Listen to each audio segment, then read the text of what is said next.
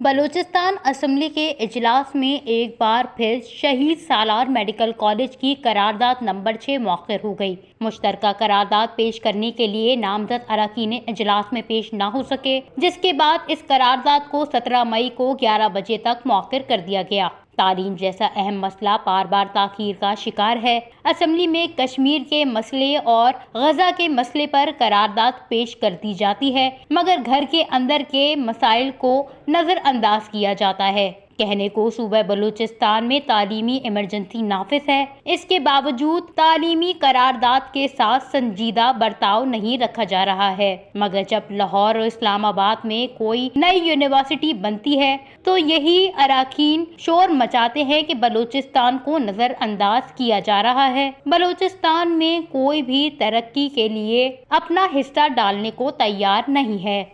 وش news, Quetta.